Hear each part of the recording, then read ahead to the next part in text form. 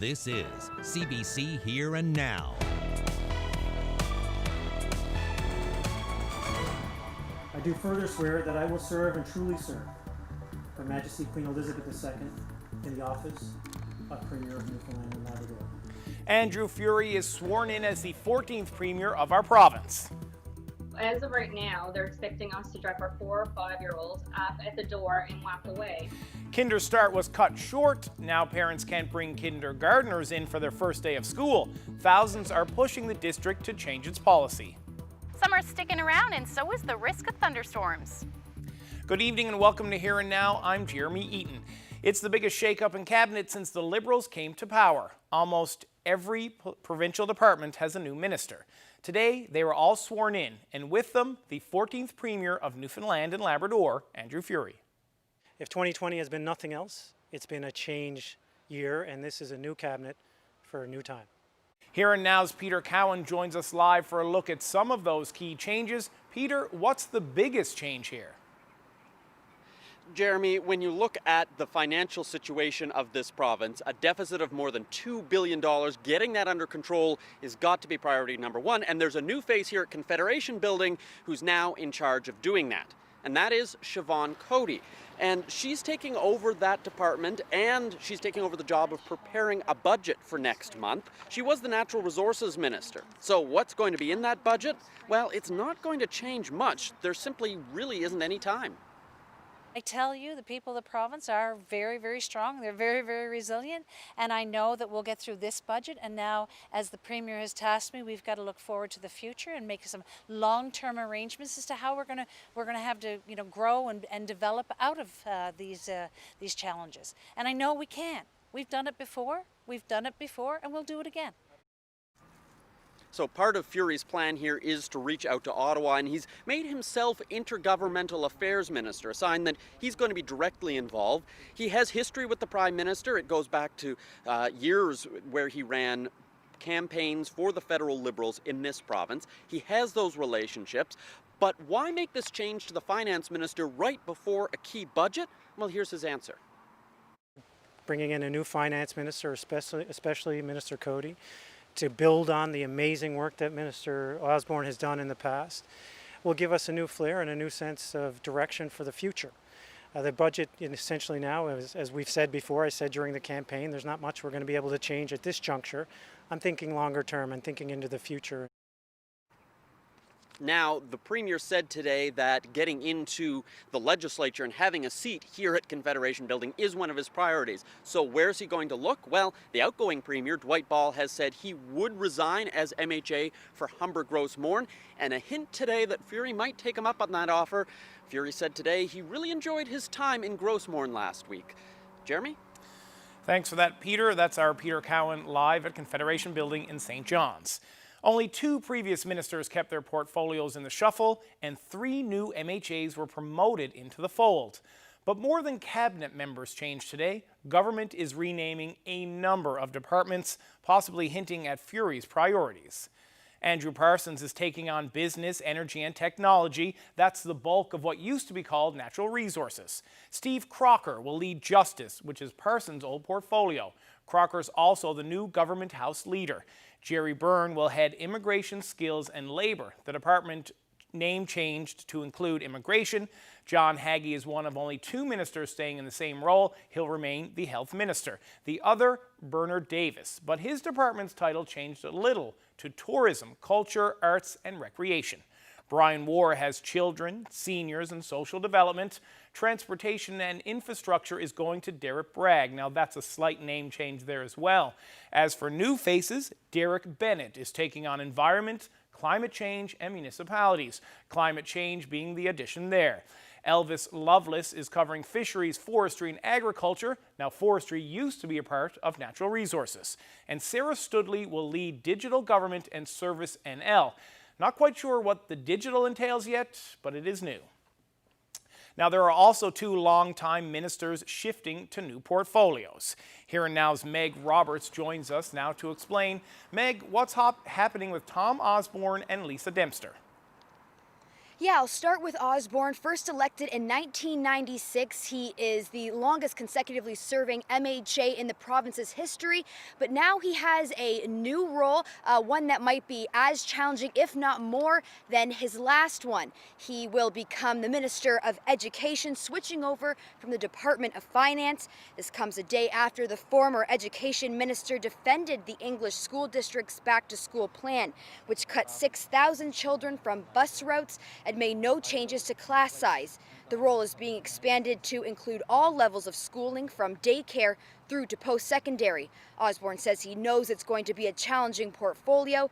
He isn't commenting yet on whether he'll be making any changes to the back-to-school plan.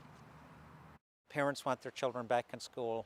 Educators obviously have concerns. We've heard the demands of the teachers' union.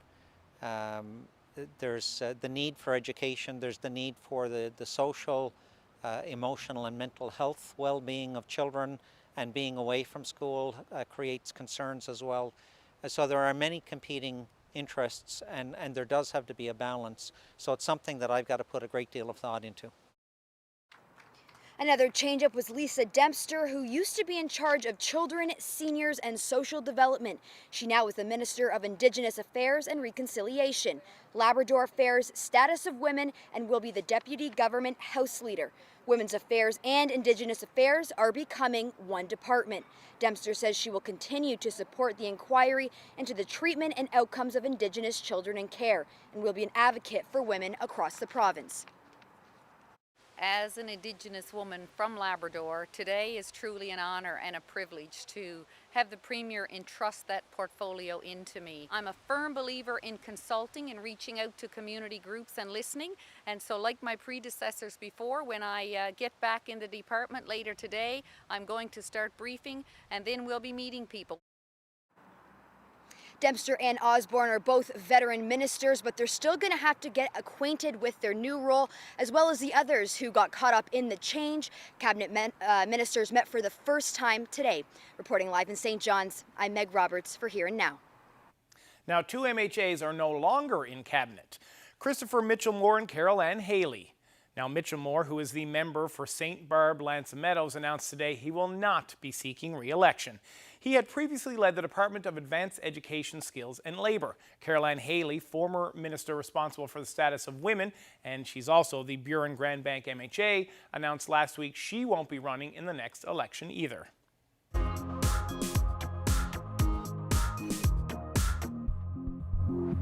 The province's child youth advocate is questioning the English school district's return to school plan. And she's not alone. The mom of a new kindergartner is also looking for change. Here and Now's Heather Gillis reports. The first day of school is 3 weeks from today. Since the English school district released its plan, a safe return to school on Monday, the child youth advocate Jackie Lake Kavanaugh says students and their parents have more questions than answers. I'd like to see parts of that plan revisited. Like the plan for busing, which now requires more than 6,000 school children to find their own way to school. There probably needs to be a plan B for the busing. She says not every family has the ability to drive their children to school or find a carpool group, and Lake Kavanaugh is concerned about student safety. We're looking at a lot of places in the province where there are no sidewalks. There are busy streets, there are busy intersections that children have to cross. She's also worrying about the number of parents considering homeschooling and students missing a lot of school. And absenteeism is a big problem in this province. And then there's physical distancing. Physical distancing is going to be really, really challenging, and I haven't seen any concrete support around what will that look like. For example, for children who rely on the services of speech-language pathologists, how does that work when that work needs to be so close? Meanwhile, the current back-to-school plan means Vanessa Baker can't accompany her 4-year-old son Spencer to the classroom for his first day of kindergarten. She started a petition calling for that to change, which now has nearly 6,000 signatures. So as of right now, they're expecting us to drop our 4 or 5-year-olds off at the door and walk away. he needed me to go to birthday parties, and then he's fine once he's there, but he do need that reassurance from a familiar face, and it's important for his mental health. I don't want to traumatize him by dropping him off at the doors. Baker says Kinderstart was cut short because of the pandemic, leaving new kindergartners with little introduction to the classroom. She says parents will take any safety precautions necessary to attend the first day. They would definitely wear masks. They would self-screen, the same screening that you use to get into the airport or long-term care facility. And hand sanitizer, gloves, anything, you name it, will participate in anything they want us to be able to enter. Meanwhile, in a statement, the Canadian Federation of Teachers says to operate safely, schools must follow national standards on masks, PPE, and physical distancing, which requires increased staffing, funding, and the use of alternate spaces. Heather Gillis, CBC News, St. John's. More shocking allegations were revealed this morning at the trial for a school principal charged with assault and uttering threats. Staff members at a K-6 school in CBS say Robin McGraw laid hands on 2 students and threatened to dismember another. Ryan Cook reports. This morning we heard about an incident in which Robin McGraw allegedly held scissors in his hand and threatened to cut a student's fingers off. That came from a substitute teacher who was working with children with special needs in October and November of 2017. She says McGraw came to her classroom after a child ripped the cords out of a smartboard, asked for a pair of scissors, and then made the threats. The teacher says she didn't take the threats seriously, but worried that the child did take it literally.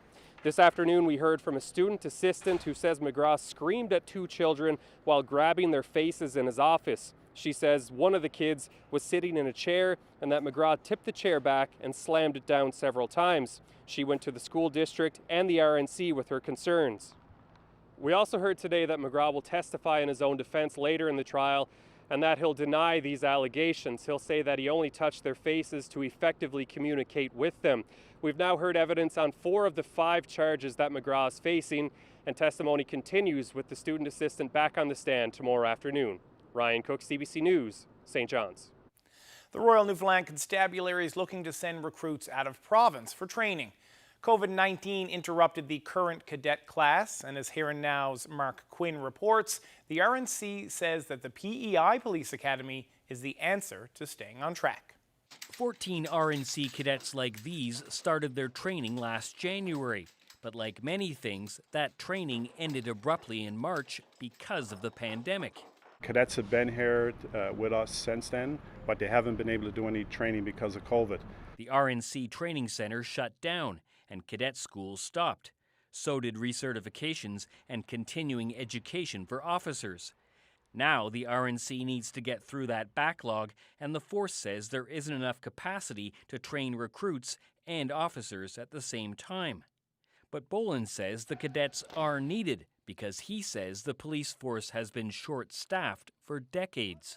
In the 90s, when there was a hiring freeze across government, we lost almost 100 members.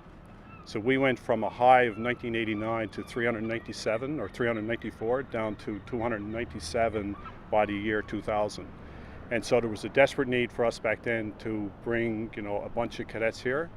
He says it's imperative that recruits like these ones from last year get training in PEI quickly. So we spoke to the Atlantic Police Academy and they've agreed to take these cadets for the fall session, and then they would graduate them. I think it's somewhere around the end of November or the first part of December. If that doesn't happen, to be honest with you, we're going to lose this class of cadets. The RNC used to send cadets to PEI for training. That stopped in 2004 when the force brought training here. Boland says preparing police officers in St. John's did make it easier to recruit new cadets.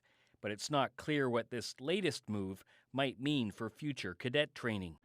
Right now, we're not in discussions with a permanent move to go to the mainland, but certainly for now. Right now, the plan to train cadets in PEI is a proposal, but the force hopes to hear back from government in the next few days.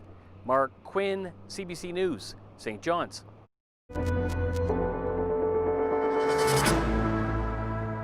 There are no new cases of COVID-19 to report in the province today, but there are still 2 active cases, both of them in the Eastern Health region, a man and a woman between the ages of 20 and 39.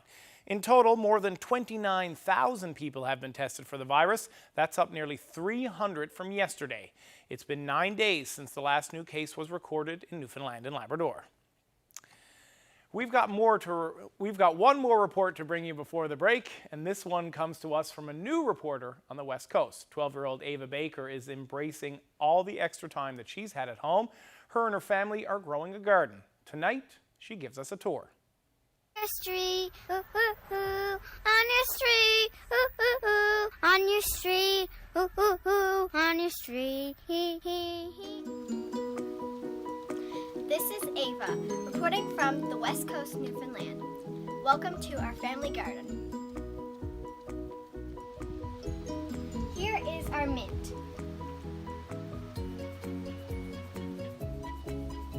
Here are our planter boxes my dad built, mainly with herbs.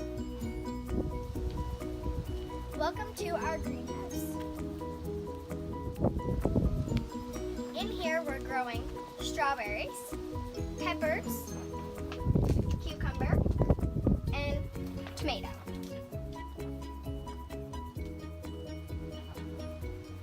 Out here we have root vegetables, corn, and flowers. Here are some of the raised beds. Over here we have another raised bed with asparagus, lots of potatoes, and flowers. This is Ava, reporting from the West Coast, Newfoundland. Back to you, CBC. On your street. Ava, if you're ever in St. John's, look me up because my garden could use a bit of help. So thanks to 12-year-old Ava Baker for that report. If you have a budding reporter who may have a story for us, head to cbc.ca/nl and click the Community tab at the top of the screen. We want to hear from you. Now we'll be right back after the break. After a rainy start to the day today, the evening is turning out to be absolutely wonderful here in the Gut. I will have all the details on the forecast. We've got a few thunderstorms on the way for tomorrow and then a little bit unsettled up through Labrador over the next couple of days. I'll have all those details in your full forecast coming up.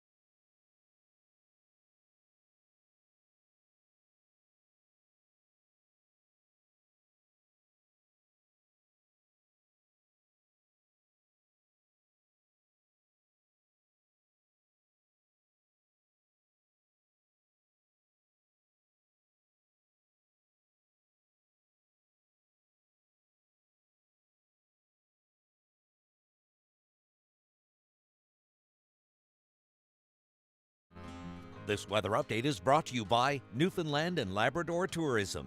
This year, it's Stay Home Year, the year to rediscover home.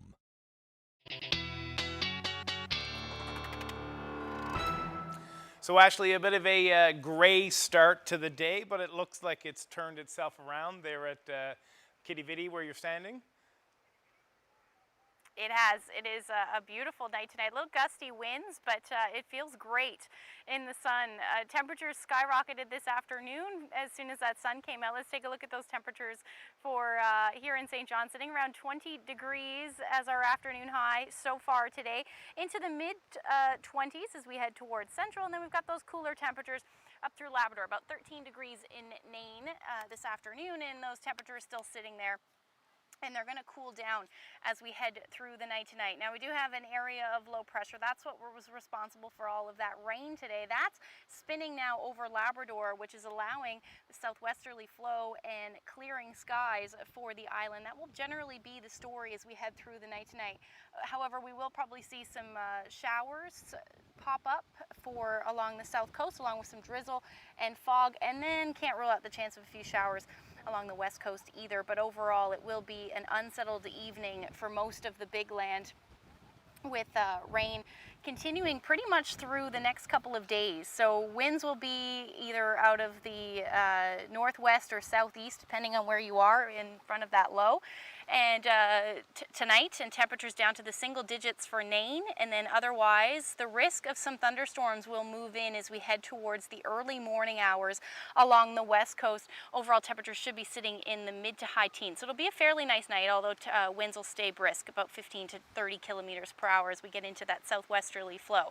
So the potential for thunderstorms is pretty much across the board for the island. In the morning along the west coast, we could see some heavier storms, which could bring some heavy rain and strong winds. And then heading into the afternoon, that risk heads towards central and eastern areas, pretty much up to Bonavista. Not anticipating that we'll see any thunderstorms for the Avalon. However, I still have that risk there for just the western portions of the Avalon.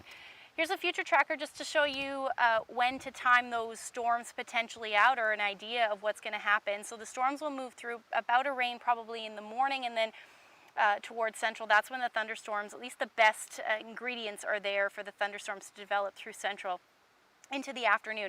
Like I said, areas in the east will probably stay dry. We might see a few spits of rain, but other than that, it actually looks like a pretty nice day tomorrow with a mix of sun and cloud, and then staying unsettled for Labrador with that risk of thunderstorms for southeastern areas through the day. Anywhere north and west of that should just be rain as the afternoon rolls on. So temperatures should be pretty nice tomorrow. We're looking at teens for areas along coastal parts of the west. Otherwise, those southwesterly winds stick around. In those thunderstorms, you'll probably see gusts anywhere from 70 to maybe even as much as 90 kilometers per hour. But overall, sunshine in the east, and then that risk of thunderstorms with temperatures in the mid to high 20 or mid 20s rather tomorrow. For Labrador, we're looking at cooler temperatures for north and west, only reaching just barely the double digits. 12 degrees in Lab City, 19 in Happy Valley, Goose Bay, and then probably some peaks of sun for the southeast, but again with that risk of thunderstorms as well. Now that area low pressure sticks with us, so through Friday it'll stay unsettled. We'll see potential for some showers to move through again across the island. And at this point, Saturday, there's some models that are hinting at the potential for a few showers for areas in eastern Newfoundland. So I'm not going to rule that out quite yet, but as of now, temperatures look like they're going to stay pretty nice into the 20s and then cool up through portions of Labrador. And then same thing into Saturday with pretty much temperatures for the island hovering around the 19 or 20 degree mark for the next couple of weeks, or at least a week, maybe into the middle of next week as well, as we hang on to some of this summer weather. Right now I kept the rain showers out of there for Sunday, but again, the potential is certainly there. For central and western Newfoundland, you're looking at, as of now, pretty nice weekend. It's what it's shaping up to be. A little bit unsettled for central Newfoundland on Monday, but overall those temperatures should be sitting in the 20-degree range. And then for eastern Labrador, into the teens and then back up into those 20s by the time Monday rolls around, and unsettled pretty much for western Labrador through Monday. Wanted to share this lovely shot. Look at this, Chambers Cove Trail in the Burin Peninsula. Angela sent us this. Haven't done that trail before. Definitely something I will look into. Thank you so much for sharing that with me. And if you have any weather photos to share with us, send them to nlphotos@cbc.ca. Yeah, Ashley, I've never done that trail either. I haven't been to the Burin Peninsula very much, but that does look quite beautiful. Awesome. All right, check in with you later. Shop, and I did up a pattern, and I started, and I think that was April 3rd, and I just have not stopped since. Starting Monday, masks will be mandatory all across Newfoundland and Labrador in all indoor public spaces, but they don't have to be boring. Why not put something colorful on it and have fun with it? We're going to meet two artists making them, coming up on Here and Now.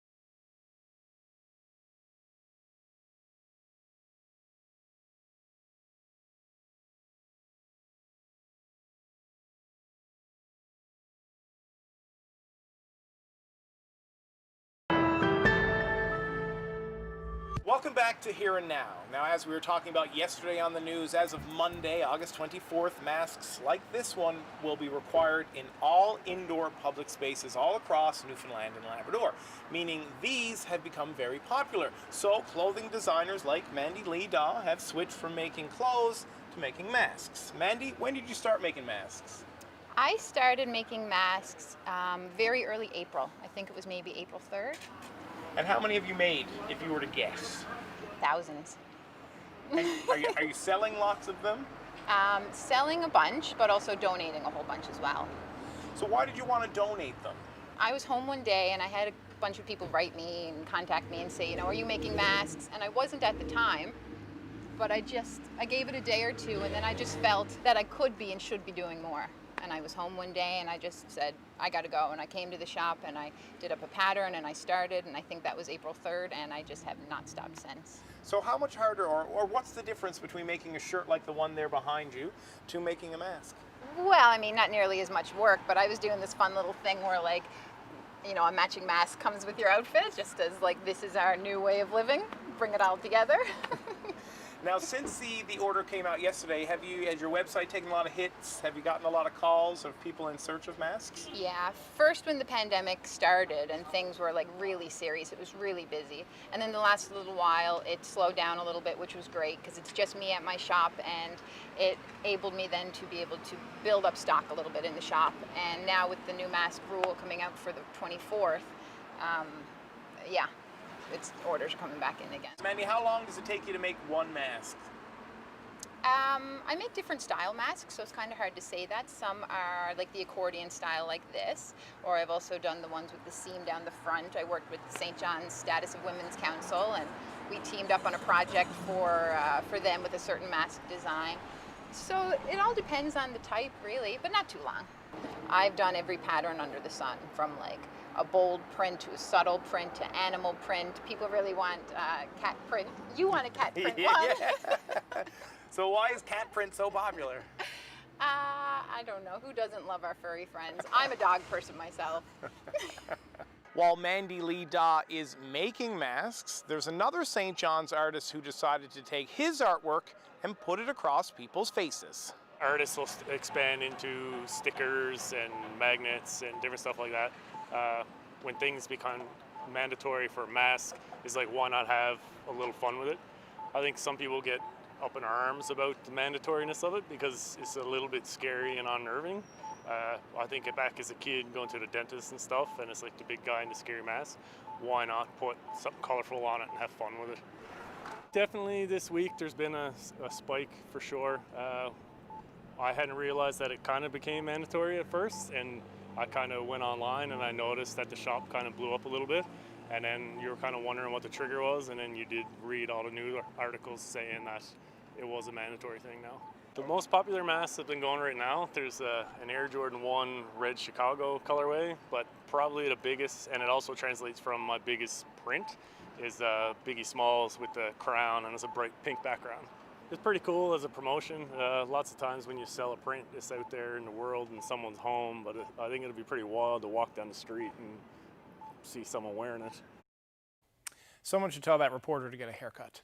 Returning now to our top story, it's Andrew Furey's first day as Premier of Newfoundland and Labrador. Furey is taking on another portfolio as well, Minister of Intergovernmental Affairs. He'll be dealing with other provinces and, more importantly, the federal government. It became official at a short outdoor swearing-in ceremony in St. John's this morning. A few hours later, Furey unveiled his cabinet and fielded questions from reporters. Let's take a look.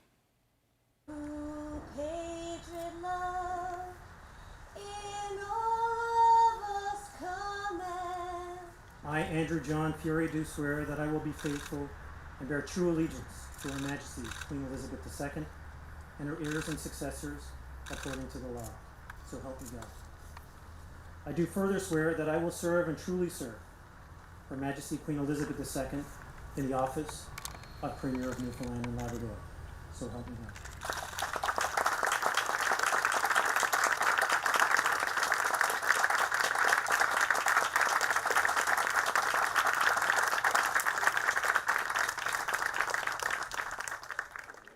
Why so many changes? Why such an extensive change? Sure, yeah, this is a new cabinet for a new time.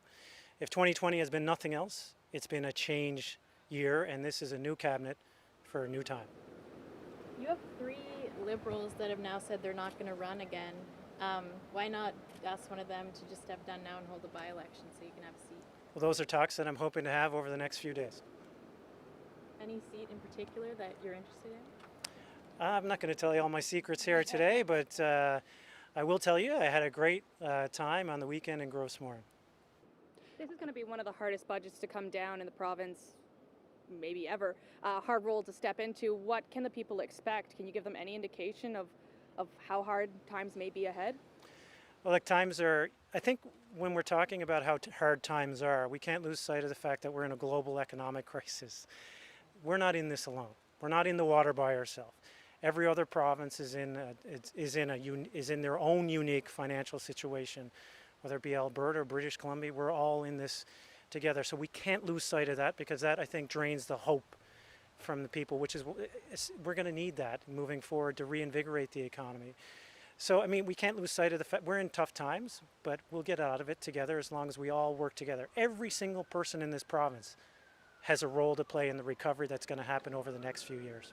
You've said before that you would like to keep your license in terms of practicing. Have you determined how you're going to be able to make that happen while also being Premier? Yeah, I've talked to the College of Physicians and Surgeons of Newfoundland and Labrador, and we're working through what that would mean on an annual or every 3-year basis. Be very minimal, and as I said throughout the campaign, this is my full-time job. Ms. Gambon-Walsh isn't in your cabinet today. Why is that?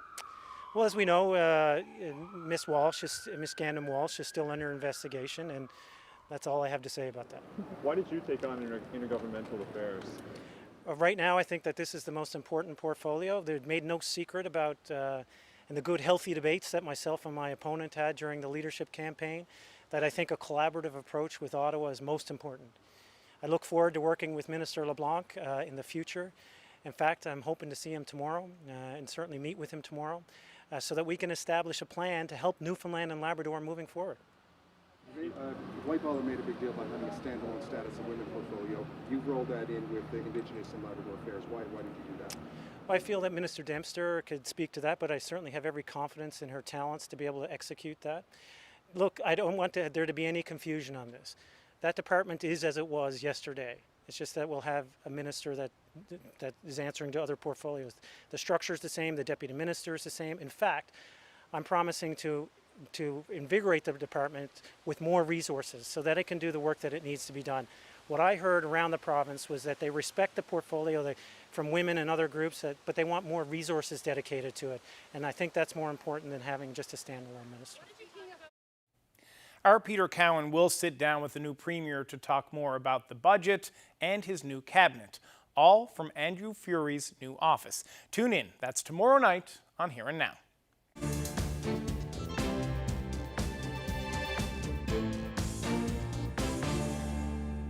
Turning to national politics, the Conservatives are accusing Prime Minister Justin Trudeau of a cover-up. They say he shut down Parliament yesterday to avoid scrutiny over the We Charity contract. Today, they pointed to documents just released to a government committee. Next page, blacked out. This page, blacked out. This page, blacked out. This page, blacked out. Why don't we ask what's in those pages at a parliamentary committee?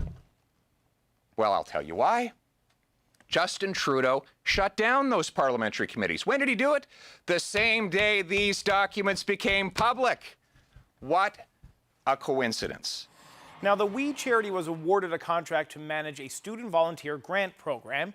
Both Trudeau and then Finance Minister Bill Morneau have family ties to that organization and did not recuse themselves, for talks on that deal.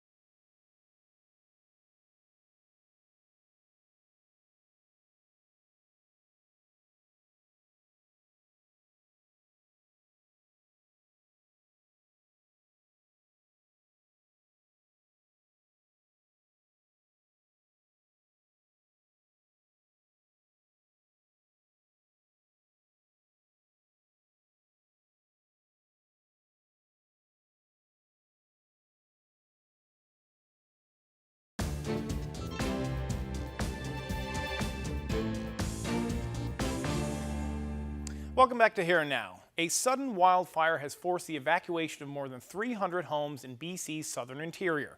Almost 4,000 more households are on evacuation alert. Smoke and flames were first spotted around Skaha Lake yesterday. The out-of-control fire spread quickly through the night. It's now about 1,000 hectares in size, burning through steep, rugged terrain.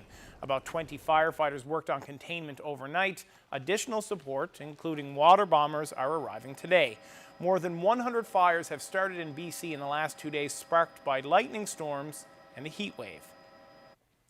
To sports now. Lawyers representing the president of the Toronto Raptors have released never-seen-before footage today. It's from a body cam from a deputy sheriff who was involved in an on-court altercation right after the Raptors won their first ever NBA championships. It's a part of a countersuit against the officer who claims he was the one who was injured. Devin Haru has the details.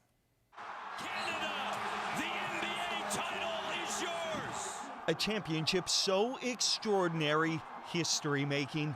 The celebration inside the arena and across Canada hit high gear. In the midst of the happy chaos, Raptors president Masai Ujiri making his way to the court to join his team. That's when things turn sour. This newly released security video from inside Oracle Arena that night giving a clear picture of what happened. Here's Ujiri making his way to the court. That's when he reaches the sheriff. He's violently shoved twice while attempting to show his credentials before pushing back against Alameda County Sheriff's Deputy Alan Strickland. Ujiri trying to explain he's the president of the Raptors. The altercation broken up by bystanders after some tense moments before Ujiri finally makes it to his team. You know, it probably ruins a night of tremendous celebration for Masai with the actions of the officer, really. Last February, Strickland filed a civil claim seeking $75,000 US in general damages. Strickland alleges that as a result of the altercation, he suffered injury to his head, body, and health. Throughout it all, Ujiri has maintained his innocence. I know who I am as a person, and I respect authority and respect obviously the police. The Raptors have issued a new statement in support of Ujiri saying, "We believe this video evidence shows exactly that Masai was not an aggressor." Toronto's mayor also voiced his support for the Raptors president today. He's our best, and so I just am glad for him that this videotape has come out. Ujiri might just get another chance to celebrate properly. The Raptors once again in the midst of a playoff run, trying to defend their title. Devin Haru, CBC News, Toronto. In case you're wondering, the Raptors did win today and they're up 2-0 on the Brooklyn Nets. It's often said that lightning never strikes in the same spot twice, but a lottery-winning couple in Nova Scotia will tell you that's simply not true. CBC's Colleen Jones reports. Here's the money shot of the money. $17,405,158. Raymond and Gay Lillington were on their way to church last Sunday morning when Raymond double-checked, triple-checked. Well, in fact, he checked the numbers countless times before he realized he hit the jackpot. So it took me like maybe 2 minutes to get across the page when I realized, oh my God, 6 of them. And then just things went crazy. Oh my God, like this can't be real. So I turned around to Gay and I said, it's us again. And she said, what? I said, it's us again. She started crying. She said, please don't tell me it's us. While they were saying, oh my God, they missed church. The kicker to this whole story, 2013. There's Gay and Raymond accepting their $3.2 million lottery win. The first time changed our life because it kind of set us up to what we really wanted to be. We're both older, we wanted a home with no stairs, no basements, you know, just because a retirement home. Just how rare is this? Not even the president of Atlantic Lottery has that answer. The odds of winning twice are almost hard to measure, so I couldn't give you the exact odd. I don't know if anyone's ever tried to calculate it. It's very, very rare. Also rare, both winning tickets were bought here at the Cabot Trail Food Market. With this $17 million win, they'll help their kids and grandkids. But now with this amount of money, there will be no ifs, ands, or buts. If I want it, I'm having it. And what Gay wants? A swimming pool. Some of their family members were on hand. Their daughter Tanya was emotional about this second win. This is huge. Yeah, I'm very emotional right now. Yeah. Did he have a method to his madness in choosing numbers? No, Instapicks the whole time. Their lucky streak continues, and yes, Raymond says he'll likely keep buying lottery tickets. Colleen Jones, CBC News, Halifax. Speaking of good fortune, it was a high-flying 90th birthday for one woman in Saskatchewan. She got to relive some teenage memories, taking to the skies in a vintage biplane. Teresa Clem has the story. I've been counting so many sleeps till I get my flight. It's a dream come true for Jo Reed from Saskatoon. On her 90th birthday, a chance to hop on a tiger moth biplane for the first time in decades. And she's not nervous. Only have to die once, so why be afraid? At 90? Come on. Jo Reed's brother used to give her rides in a tiger moth in the 1940s. He was a pilot in the Royal Air Force during the Second World War. After that, he'd sometimes take her on flights that were like roller coaster rides. And it was just magical. It was wonderful. You know, open cockpit and the wind rushing by, and then he'd do aerobatics to see if it could get me to scream. But I didn't scream for him, so it wasn't much fun for him. Can you hear me, Jo? I sure can. Perfect. So how long has it been since you're in a tiger moth? I was there when I was 18 and I'm 90 now. Well, that's a few years ago, so we're going to go have some fun if that works for you. Okay. And is this the birthday flight? This is so. Can she hear me? She can so. Happy birthday to you. Have a great time. How'd you like that, Jo? Thank you. There you go. Pilot Dale Tiedemann flew Reed all over the city and got her back on the ground safe and sound. So it was just wonderful. And he didn't do any aerobatics, but he tipped me off a few times. It was awesome. She did great. Like I say, didn't have any nervousness, and she's like a natural in there. It was awesome. Now she can check flying in a tiger moth plane off her to-do list, but Jo Reed says she has more adventures left in life. Teresa Clem, CBC Saskatoon.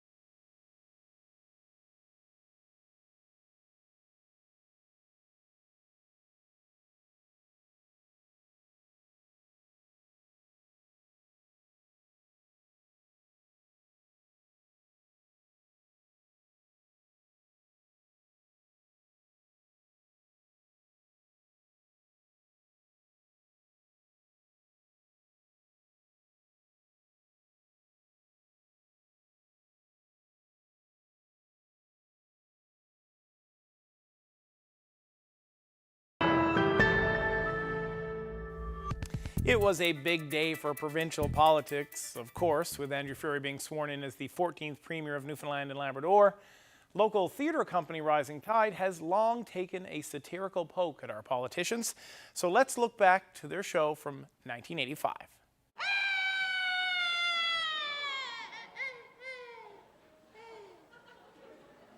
What year is it?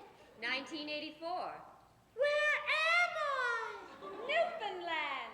No, not Newfoundland!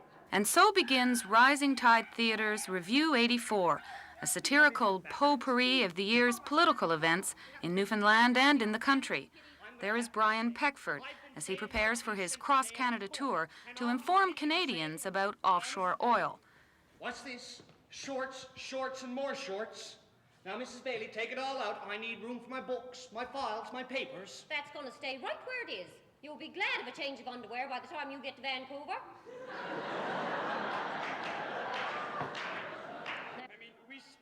Newfoundland's finance minister on the ever-growing provincial deficit. It's growing daily. One of those days it'll be as big as Brazil's or Argentina's. Well, isn't a healthy deficit a contradiction in terms? Oh, no, Sally. It'll bring Newfoundland to the attention of bankers all around the world. Why is it that you can never figure out how many millions we're going to be in the hole? Well, millions are very large numbers, Sally. It boggles the mind. If I said to you, for example, pick a number from 1 to eternity, well, which number would you pick when you had so many to choose from? And Brian Mulrooney, who, according to this group, is just a truck-driving man. I'll provide more work for the working class. Energy deals up your Kaido Pass. I swear to God I'll keep this nation free. I'll shake up the government, cut back where we've overspent, because I'm just a truck driving man. Review 84 was hastily written and frantically rehearsed for just a few days. That's the way this group often works. The director is Donna Butt. I think that politics is sort of sport here. Now, that may not be good. That may be why we're still where we are after 400 years. Perhaps we should start taking our politics very seriously and our politicians, but it's a little difficult to do. I think what we try to do, really, is say that there are no sacred cows, and politicians we have to point them up and send them up as political figures, not take them too seriously until they start taking themselves very seriously in terms of what they represent, what they stand for. You're glad to take whatever the Prime Minister gives you, but it's common knowledge that I'm looking for fitness and sport, being such. And so there are pokes and jabs at almost everyone, including, of course, John Crosbie. Could be worse. Well, it's worse than Minister of Justice. How could it be? I've never concerned myself with justice. I don't know the difference between right and wrong. Oh, no. It's hard to send Crosbie up because he's a send-up of himself in a sense, so we just put him on straight as he is. Would you like to come into the jacuzzi? Well, Brian, I'll dangle my tootsies in if that's all right with you. I just watched certain of his movements, the fixing of the glasses and the shoving back of it and the blinking of the eyes. He blinks a lot, and then when he talks to you, it looks like he's reading the script off the back of his eyes. Welcome to the Newfoundland Hotel, or as our French-Canadian compatriots would have me say, the Hotel Newfoundland. If this show is successful, Rising Tide Theatre hopes the review will become an annual event. Catherine Wright, CBC News, St. John's. And it did become an annual event. If you're a fan of ridiculous monster movies like Sharknado, this next story is for you. Now that COVID restrictions have eased in Alberta, filming is underway on a new movie about a creature that's part shark and part dinosaur. Check it out.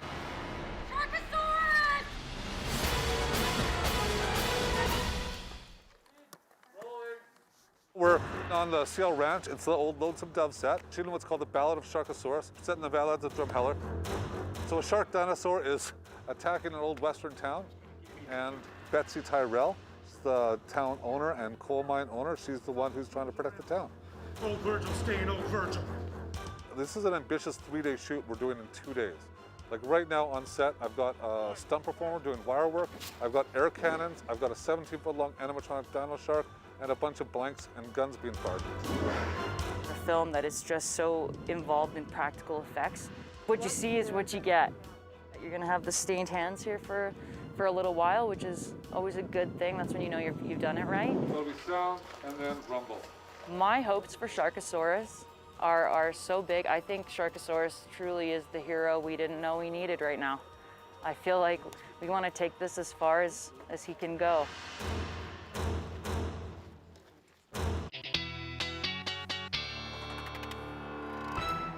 So out of the both of us, I think Ashley got the better gig tonight, hanging out there down just in the Kitty Vitty Gut area. Ashley, you got an update for us on the weather?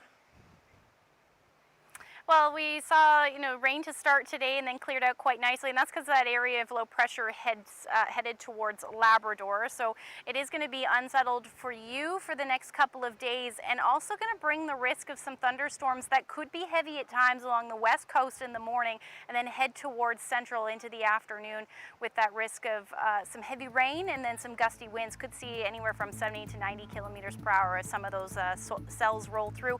Otherwise, looks like we're going to stick with this summer-like weather as far as temperature goes, at least into the middle of next week, so that's good news there. And the good news is we'll be back tomorrow night. Peter Cowan will be speaking with the Premier. All that and more coming up tomorrow on Here and Now.